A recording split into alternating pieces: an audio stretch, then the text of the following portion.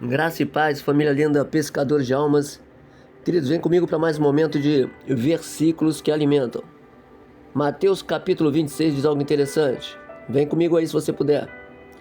Os chefes dos sacerdotes e todo o sinédrio procuravam um depoimento falso contra Jesus para que pudessem condená-lo à morte.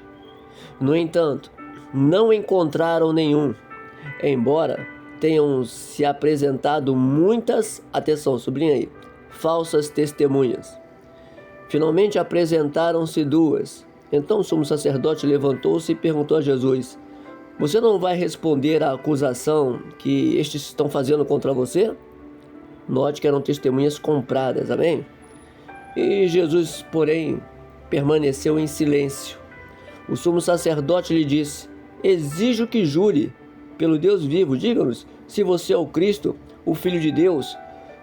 E Jesus, olhando para ele, disse: tu mesmo o disseste.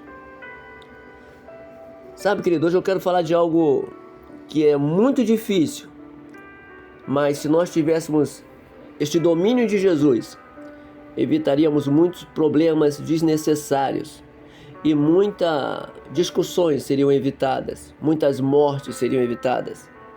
Hoje eu quero falar um pouquinho sobre a melhor resposta, o silêncio. É isso mesmo. Muitas das vezes existem problemas, como eu já disse, que chegam a mortes, porque às vezes num simples trânsito todos querem ter razão e mais ninguém se cala. Todos querem ser ouvidos, mas ninguém quer ouvir. E muitas das vezes até quando nós falamos ao Senhor, pedimos e nos colocamos num patamar onde nós apenas somos os mais justos. E quando Deus fica calado e nos olha, nós começamos a entender que precisamos ser mudados, precisamos ter mais empatia, precisamos ter mais sede, precisamos ter mais a metanoia, que é uma mudança de dentro para fora. Jesus não queria perder tempo com aquele homem, por quê? Porque Jesus tinha que cumprir uma missão. Jesus sabia que se ele se defendesse, se ele abrisse a boca, realmente, primeiro que as atitudes deles não levavam a ser condenado, tanto que arrumaram duas testemunhas. Já estava tudo premeditado. O que eles não sabiam, que o que eles estavam armando como algo contra Jesus, Jesus estava se deixando levar por mim e por você. E é por isso que esta palavra é forte, é por isso que essa palavra é rica. Eles apresentaram duas testemunhas falsas, e lá em cima diz, por quê? Porque não acharam nada contra Jesus, não acharam nada contra Daniel. Daniel não se justificou, Daniel também ficou calado, orando e falando com Deus. Por isso que eu digo hoje, aprenda no silêncio a gritar quem você é. Aprenda nas atitudes, que as pessoas vejam em você, porque a discussão é assim, né? Uns querem que você fale, que você entre na vibe, que você se irrite, que você se altere, e aí fala, mas você não é de Deus? Já viram isso?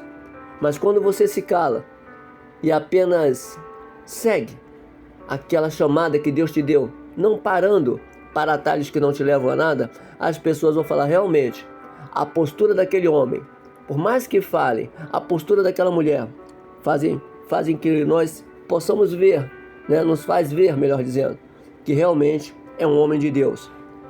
E eu quero fechar dizendo que Jesus ficou calado para que nossos pecados fossem colocados sobre a inocência dele. Você já parou para pensar isso? O justo pagando por mim, um pecador, por você. E nós o que fazemos com Jesus? Qual o nosso testemunho? Quando ele olha para dentro de você, quando ele olha para mim, o que ele vê em nós? Homens e mulheres íntegros ou aqueles que mentem, que apenas são falácias diante daquele que nós havíamos de tratar? Jesus ficou calado para que nossos pecados fossem colocados sobre a inocência dele, e assim, que ele fosse em nosso lugar para aquela cruz. Oh Jesus, por ti darei a minha vida, ninguém quer ir para a Coreia do Norte. Oh Jesus, por ti darei a minha vida, ninguém quer ser massacrado no Irã. Sabe, queridos, que nós possamos fazer uma autoavaliação e entender que é no silêncio e na nossa conduta é a arma mais poderosa para vencermos batalhas. E para fechar, Eclesiastes capítulo 3, versículo 7 diz: tem tempo de rasgar, tempo de consertar. Agora sublinha aí: tempo de calar e tempo de falar. Qual o seu tempo agora? Não discuta na sua casa com aquele que não tem entendimento, se cale. E através das suas atitudes, ele não vai ter nada para falar de você. Não discuta com aqueles do seu serviço que não têm a mesma fé que você. Se procurarem saber a razão da sua fé, tem uma palavra rema, mas se eles não querem saber, seja você no seu andar e no calar, ganhe seu irmão. Aliás, até a palavra diz que a mulher sábia muitas vezes ganha o marido sem abrir a boca. Que Deus te abençoe em mais um momento desses versículos que alimentam e que nós possamos, no nosso calar, ver o mover e o agir de Deus. Beijo no coração de todos, família linda, pescadores de almas, graça e paz.